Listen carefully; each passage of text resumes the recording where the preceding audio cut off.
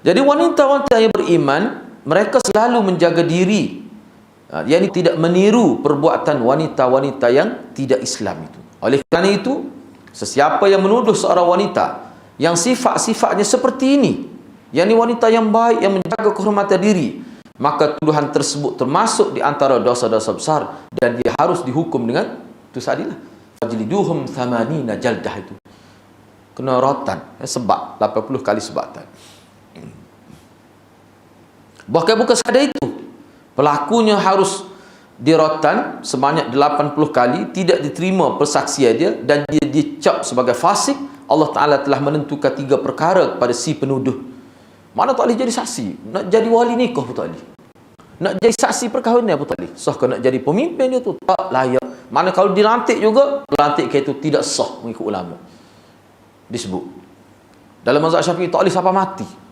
Tapi dalam setengah-setengah ulama kata boleh setelah terbukti beberapa tahun, bila dia bertaubat dan terbukti dalam beberapa tahun dia menunjukkan perubahan yang jelas jadi baik, baru terima. Tapi ulama kata sampai mati tak boleh. Berat hati-hati lah. Imam Syafi'i kata gitu, tak boleh sampai mati. Tuduh orang lewat, tuduh orang zina, tak boleh. Ini berat sangat tuduhan ni. Baik. Ni dalam ayat ini, surah An-Nur ayat 4, cuba kita tengok kan. Allah Ta'ala telah menentukan 3 perkara kepada si penuduh zina. Dia panggil qazful muhsanat. Walladzina yarmunal muhsanat thumma lam ya'tu bi arba'ati syuhada. Okey. Dan orang-orang yang mereka menuduh perempuan-perempuan yang baik dengan tuduhan zina, kemudian mereka gagal mengemukakan 4 orang saksi. 4 orang saksi ni ulama bincang pula saksi yang bagaimana, melihat tu lagu mana, keadaan kredibiliti mereka macam mana. Bincang panjang pula ni. Baik, tak apalah, kita tidak nak bincang tu. Apa dia punya implikasi dia? Fajliduhum 80 jaldah. Yang mula-mula sekali hukuman dia akan berhadapan dengan hukuman 80 kali sebatan. Itu yang pertama. Kemudian yang kedua, dikenakan juga kepada mereka wala taqbalu lahum syahadatan abada. Ni ulama kata tak boleh. Tidak boleh kamu menerima mereka menjadi saksi sampai bila-bila. Sebab tu ulama kata tak boleh lawan ayat ni nak banding dengan hadis-hadis. Kalau ada kata boleh pun, dengan pendapat sebab tu ramai jumhur kata tak boleh sampai bila-bila. Jadi saksi pun tak boleh. Sah nak jadi pemimpin, jadi wali nikah anak dia pun tak boleh. Kena orang kena pakai wali lain, cari tok dia, cari pok dara dia. Yang ketiga, wa ulaika humul fasiqun, dan mereka itulah orang-orang yang fasik. Fasik ni maknanya orang jahat lah. Allah kata jahat dia tu. 3 perkara. Kemudian ni dia mari pula ni. Tu ulama kata, cuba tengok, jangan baca tu saja, baca lagi kat perhabis dia tu. Tengok lagi dia tu. Cuba tengok 5. Illal ladzina tabu min ba'di dzalik wa aslahu. Kecuali bila mana mereka telah bertaubat daripada kesalahan itu dan mereka buktikan mereka berubah menjadi orang baik. Tu. Sebab tu jadi makna ayat ni dia kata dah ayat ni juga patut adalah hadis-hadis lain. Dia kata kecuali mereka bertaubat setelah itu dan memperbaiki dirinya. Mana sistem parun ni lah, sistem parun mana tengok dia ada berubah ke tidak. Selepas dia itu ada berubah ke tidak. Kena bukti. Mana tak boleh lah mesti kita 5 tahun tengoklah ke mana. Ataupun 3 tahun ikutlah ketentuan oleh pihak kerajaan. Dia tidak boleh jadi saksi kecuali dalam tempoh 3 tahun pun dalam pemerhatian. Patut anak dia nak nikah dalam waktu tu lagu. Cara lain tak boleh jadi saksi. Tidak kau malu tu. Wali tu tak boleh. Tak pergi dalam majlis kahwin itu pok ada cokok tak boleh jadi wali. Dan dia tak boleh pun nak berwakil wali. Dia tak ada dah kuasa wali situ. Pak kita ni ramanya tak sini dia nak suruh Tok Imam. Maka dia pun kata saya wakil lah Tok Imam supaya Tok Imam mengahwinkan anak saya. Sebab Tok Imam kata saya dengan berwakil wali ke bapa dia. Tak, ni tak boleh. Pok dia tak boleh suruh wali tu kepada imam. Apa tu? Dalam tempoh tu. Tu baru para ulama sepakat bahawa pengecualian dalam ayat ini tidak memasukkan kalimat sebelumnya, iaitu hukuman cambuk tu. Ni ulama sepakat bahawa hak dikatakan kecuali ni maknanya terampun dosa dia kalau bertaubat dan dia buat baik. Hak ni tak termasuk. Hak ni tidak nak mengecualikan hukum qadah 80 harta. Hak tu tak kena taubat pun kena tu. Hak tu taubat pun kena. Tu. Sepakat tu tak ada khilaf. Tu Gak 80 hotel ni hadirat jumhur ulama kata kena buat depan ramai-ramai. Tak boleh buat dalam bilik. Setengah ulama kata dak buat dalam kawasan penjara atau tak apa, tapi disaksikan oleh keluarga mangsa tu. Ramai saksi, tidak semua. Dak ramai ulama kata dak kena tempat terbuka. Mana siapa sahaja boleh tengok. Biar tujuan apa? Nak supaya orang jangan buat lah lepas pada. Di Indonesia buat dah ni punya khabarnya. Gitulah ni. Sedangkan yang disepakati dari pengecualian ayat ini adalah ayat yang terakhirnya, iaitu gelar fasik. Mana bila dia telah bertaubat dan dia buktikan dia baik wa aslahu, maka tak ada lagi istilah fasik pada dia. Hak fasik dengan sebab perbuatan hilang dengan sebab dia bertaubat dan dia buat baik. Mana kena ada tempoh. Kena ada tempoh pembuktian, perubahan berlaku dalam diri dia. Kena ada tu. Tetapi ayat yang kata illal ladzina tabu min ba'di dzalika, hak tu dia bukan untuk qazaf. Hak tu untuk gelar fasik saja. Maknanya bila dia tidak fasik boleh jadi wali baliklah selepas pada tu. Mana anak bosu dia tu boleh nikah dia lah. Boleh dia lah jadi wali. Tapi hak sana tak boleh lah. Sebab dalam tempoh tu. Baik, para ulama juga berbeza pandangan mengenai ayat ketiga yang berbunyi wala taqbalu lahum syahadatan abada. Apa maksud? Jangan kamu terima saksi daripada mereka. Jangan kamu jadikan dia saksi abadan sampai bila-bila. Tak apa maksud? Hak ulama sepakatnya nak kata dia fasik tu dengan ayat tadi, jadi okeylah. Tapi hak dua tadi hak tu.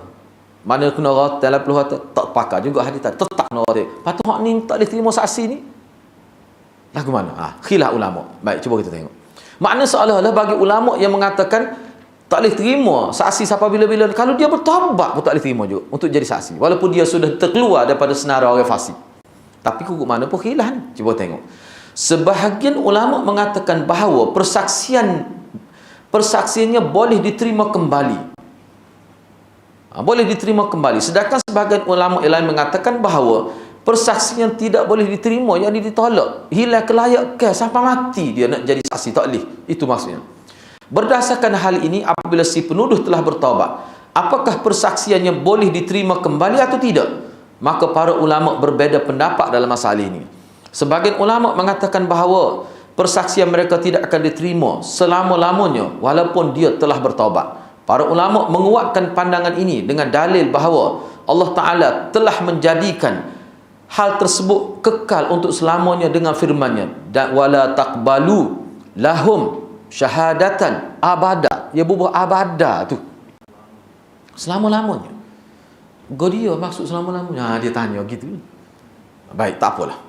Makna dari pengekalan selama-lamanya, makna dari kata-kata abadan dalam ayat di atas, bahawa hukuman tersebut dicap sebagai fasik tidak boleh dihapuskan dari diri mereka secara mutlak. Ada itu maksud dia. Secara mutlak tak boleh. Mana tetap jadi itu. Untuk jadi syahadah, untuk jadi wali, jadi saksi tak boleh lah. Kita nak berurus niaga dengan dia, boleh sah tu. Nak jadi saksi tak boleh. Baik. Ada sebagian ulama yang mengatakan bahawa persaksian mereka boleh diterima kembali kerana landasan diterima dan ditolaknya sebuah persaksian adalah kerana berdasarkan pada fasik. Maka apabila fasiknya telah hilang dan hal tersebut merupakan penghalang diterimanya sebuah persaksian, maka hilang pula lah semua yang terkait dengannya. Sebab tu ramai ulama kata pendapat ni tak kuat. Sebab dia guna qiyas gitu. Dialah betul lah kalau boleh bila bertaubat. Apa Allah sebut abadah? Maknanya hak kata kecuali mereka bertaubat, mana dosa mereka tu Allah ampun. Ramai ulama kata gitu. Kecuali mereka bertaubat, mana terima. Selepas tu wa aslahu dan mereka buat. Bila bertaubat hilanglah dosa tu. Mana tak jadi kih dari hari akhirat maksudnya.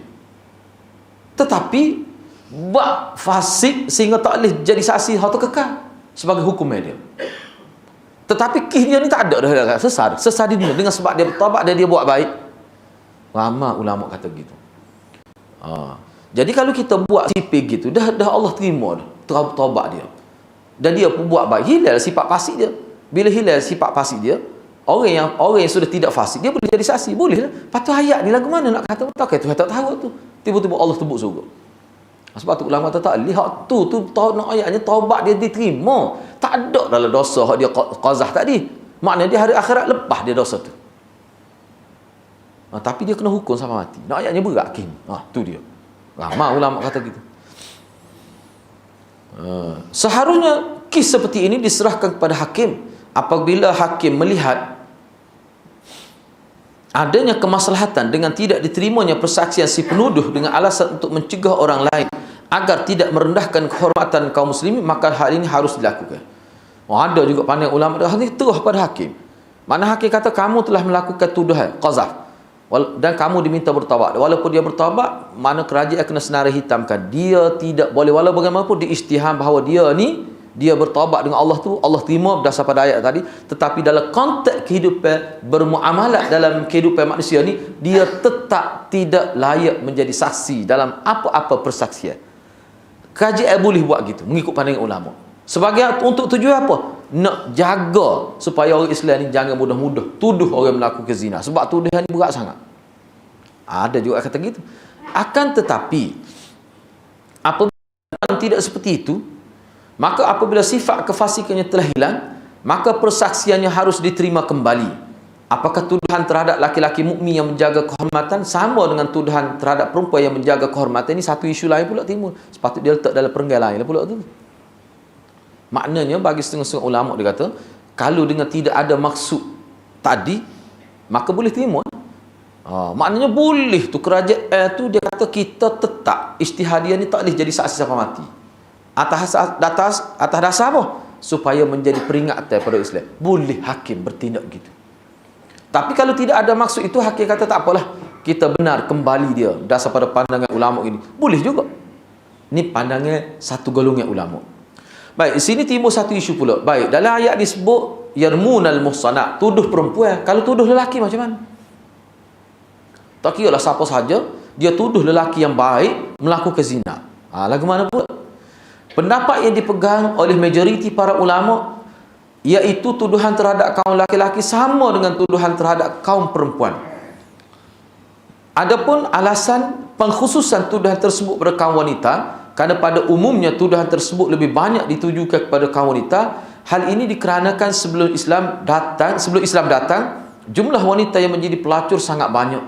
Dosa menuduh zina yang dituju kepada kaum wanita lebih besar, kerana tuduhannya ini bisa menyebabkan sang suami meragukan anak-anak yang dilahirkan. Oleh kerana itu, menujukan tuduhan kepada kaum wanita akan sangat berbahaya. Dia gini kan. Jadi makna ayat ni fokus pada wanita ni kerana dia berkait dengan kehidupan Arab zaman jahiliah lah. Itu faktor dia. Bila umat Islam sudah lama, seperti zaman kita sekarang ni, wanita, lelaki, mukmin, mukminat pun sama sahaja, tak ada dah. Perempuan pun baik-baik dah. Kalau dulu teruk, kalau kita baca sejarah, perempuan zaman Arab jahiliah teruk. Dia berzina ni perkara biasa. Kita kata Allah dengan pakai jubah tu. Berat sungguh. Jubah dia boleh pecah. Sahabat saya ni di Perak ni tak. Dia sebut pada saya, pernah saya jumpa dia di Sungai Petani.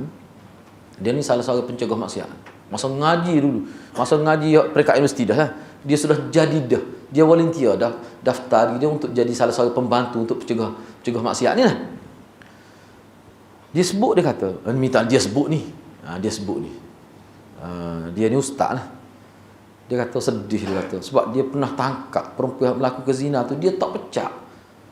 Kalau saya nak sebut seluar dalam dia pecah. Dengar jubah, dengar telekong, dia tak pecah. Bukan satu kes berlaku nak ayatnya. Keadaan. Nak ayat manusia ni kita pelik tu. Bagi manusia yang rasa. Walau bagaimanapun kena ingat lah. Mana kita kata pakaian menutup aurat ni salah satu yang menjaga kebaikan dia. Tapi kadang-kadang manusia ni, yalah kita kata atas masjid pada zina dalam sejarah kita baca. Pelik apa? Anak tu imam punya. Jadi gitu. Tak boleh kira tu. Tak boleh kira. Kalau kita baca sejarah ulama dulu ada anak ulama ada nama dalam kitab pun ada melakukan zina. Tak pelik tu. Malu lah yang awak mana Tuhan uji dia gitu. Tak pelik tu. Tapi nak yang gitu. Tu kan. Jadi kukuk mana pun tuduhan ni mana dituju pada perempuan, kerana perempuan lah banyak berlaku. Nisbah pada dulu. Dan faktor-faktor ke arah itu sebenarnya perempuan lah. Lebih banyaknya. Memang gitu. Kalau buat curi, hak jatuh dalam Quran sebut. Kalau zina ni, dia lebih pada perempuan. Tetapi, majoriti ulama kata tuduhan ni, kalau tuduh lelaki pun hukum sama. Hukum sama. Tu. Sehingga pengkhususan tersebut merupakan pengkhususan berdasarkan kepada apa yang lebih dominan dan pembatasan pada apa yang lebih sering berlaku. Jadi pembatasan ini dia bersifat semasa. Bukan bersifat berterusan, tidak. Itu ulama pakar. Sebabnya hati-hati, kalau tuduh lelaki pun malu sama ya. Kesan dia tu malu. Sama, tapi kita ni orang baik, dia bagi masjid yang betul, kabar pula, email jari-jari. Ataupun dia email terus. Ustaz pula, ulama hebat, ngajarnya kira. Tiba-tiba, orang itu dia tak alim. Supaya ya. Sebab tu, majoriti ulama kata sama saja. Qazah juga, tu tuduh lelaki pun. Gitulah maksud dia. Okey, habis bab tu ya. Sebelum kita masuk bab baru ni, ada persoalan ke? Nak tanya? Ya.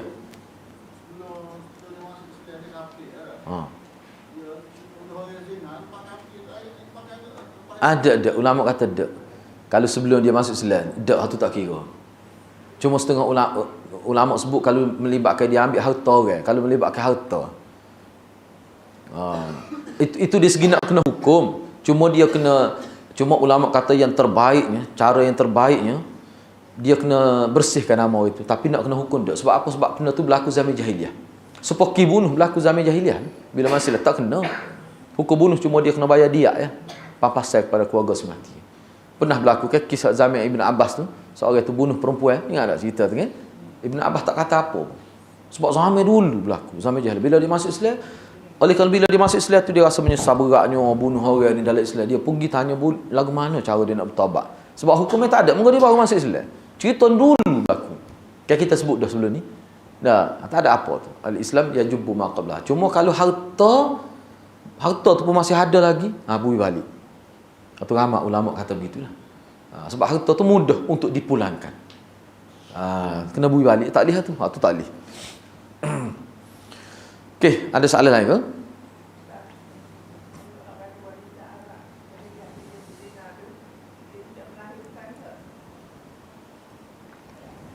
Dia ada kih kan?